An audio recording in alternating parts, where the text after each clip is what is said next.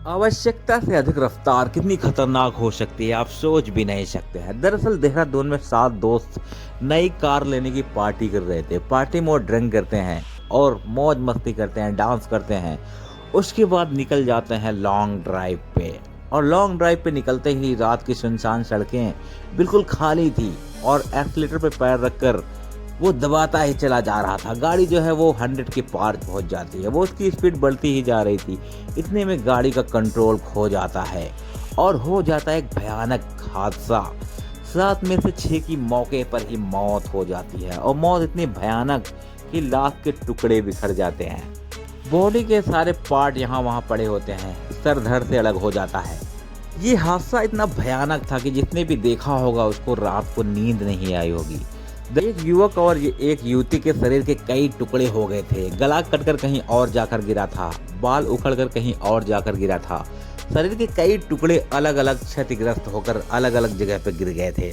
नमस्कार, मेरा नाम परवेज है। आप लोगों का स्वागत है हमारे चैनल में। तो आपकी जो स्टोरी है, ये आपकी जो आज की जो देहरादून की घटना है, ये घटना उन लड़कों और लड़कियों के लिए एक सीख है जो गाड़ी को बहुत ही तेज रफ्तार से चलाते हैं, ओवर स्पीडिंग करते हैं और हद से ज़्यादा तेज़ी से गाड़ी को भगाते हैं। उनको इस कहानी से, इस घटना से एक सीख लेनी चाहिए कि गाड़ी जो है वो हमेशा लिमिट में ही चलानी चाहिए। जब भी कोई बड़ा या बूढ़ा आपको बताता है, वो आपकी अच्छाई के लिए और भलाई के लिए बताता है।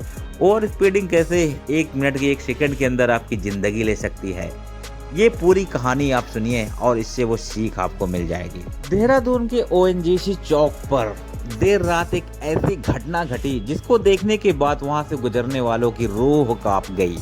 एक बिल्कुल नई इनोवा कार बिल्कुल क्षतिग्रस्त हो गई थी, बिल्कुल चूर हो गई थी और सब यहाँ वहाँ बिखरे पड़े थे। लोग इस मंजर को देख नहीं पा रहे थे, अपनी आंखें बंद कर ले रहे थे। वहाँ का मंजर बहुत ही भयानक था।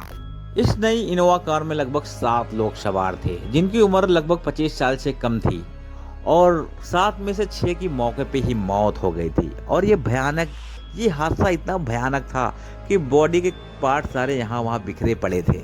कहानी की शुरुआत होती है धनतेरस के दिन। धनतेरस के दिन ही एक यहाँ के कारोबारी हैं जिनका नाम था सुनील। वो पटाखा कारोबारी थे और शहर के एक नामी जानी हस्ती थे। उनका एक बेटा था अतुल, जिसकी उम्र लगभग 25 साल थी।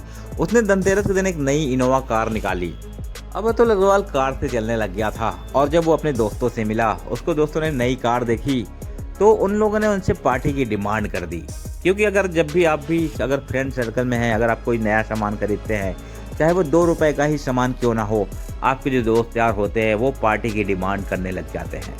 और जब ऐसे नए एज के युवक युवतियाँ हों तो पार्टी भी जो होती है वो नशीली पार्टी बन जाती है और वहाँ पे नशीला पदार्थ का सेवन भी होने लगता है, जिसमें खासकर बियर और दारू तो चलता ही है। ये सारे युवक मिलकर पार्टी का प्लान बना रहे थे और सोच रहे थे कि हमें पार्टी कहाँ करनी है, वो जगह डिसाइड करनी थी। फिर अचानक से इसी में से एक लड़का होता है सिद्धेश। वो 12 नवंबर को बताता है कि उसके घर पे कोई नहीं है और उसके घर वाले सारे एक फंक्शन में, एक प्रोग्राम में गए होते हैं। सिद्धेश अपने 6 दोस्तों से कहता है कि मेरा घर खाली है और ये पार्टी करने का बहुत ही सही टाइम है। और इस पर सारे दोस्त एग्री हो जाते हैं और सब लोग शाम को उसके घर पे पहुंच जाते हैं। तारीख थी 12 नवंबर 2024। सारे लोग इकट्ठा होकर सिद्धेश के घर पे पहुंचते हैं और वहां पे पार्टी स्टार्ट हो जाती है। इसकी एक छोटी सी क्लिप भी आई है जिसमें साफ देखा जा रहा है कि वो लोग नशा भी कर रहे हैं, वो लोग ड्रिंक भी कर रहे हैं और साथ में मस्ती भी कर रहे हैं। वो सारे दोस्त मिलकर खूब मौज मस्ती करते हैं, एंजॉय करते हैं और नशा करते रहते हैं। शुरुआती जाँच में भी यही पाया गया है कि ये सारे दोस्त नशे में थे और जो क्लिप दिख रही है उसमें भी ये ड्रिंक करते हुए दिखाई दे रहे हैं। ये लोग पार्टी करते करते काफ़ी टाइम हो जाता है और फिर सारे लोग मिलकर डिसाइड करते हैं कि ये नई गाड़ी की पार्टी है, फिर क्यों ना हम लोग एक लॉन्ग ड्राइव पे चलें। रात काफ़ी हो चुकी थी, रोड बिल्कुल सुनसान थी, खाली थी और ये सारे लोग लॉन्ग ड्राइव पर निकल जाते हैं। अब गाड़ी थी अतुल अग्रवाल की, तो अतुल अग्रवाल डिसाइड करता है गाड़ी मैं ही चलाऊंगा और वो गाड़ी ड्राइव करने लग जाता है। अब ये लोग फुल मस्ती में थे और जोश में भी थे।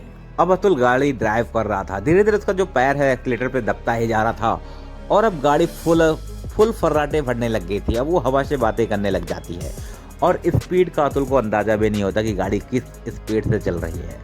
तभी उनके बगल से एक BMW कार निकलती है और इनको ओवरटेक करके आगे निकल जाती है। अब अतुल भी जोश में था अब और सब दोस्तों को लगता है ये हमारी नई गाड़ी है और इस गाड़ी को कैसे एक दूसरी गाड़ी ने ओवरटेक कर लिया। अब ये उसका पीछा करने लग जाते हैं और उससे रेस लगाने लग जाते हैं और उससे आगे निकलने की कोशिश करने लग जाते हैं।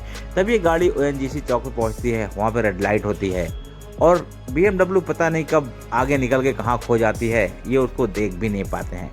तभी वहाँ से एक कंटेनर निकलता है और इनकी गाड़ी की स्पीड इतनी तेज़ थी कि वो आउट ऑफ कंट्रोल हो जाती है। अब जो गाड़ी थी बहुत ही ज़्यादा स्पीड में थी, अब अतुल के कंट्रोल से बाहर हो जाती है और ये गाड़ी जो है वो लहरा के जाती है, कंटेनर के अंदर घुस जाती है।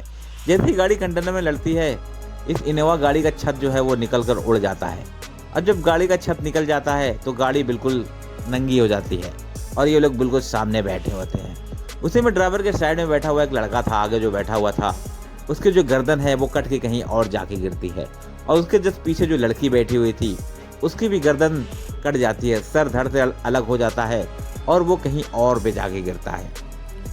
अब देखते ही देखते 6 लोग मौके पे ही मर चुके थे। उसमें से एक बचा हुआ था जो बिल्कुल तड़प रहा था और बहुत ही सीरियस हालत में था।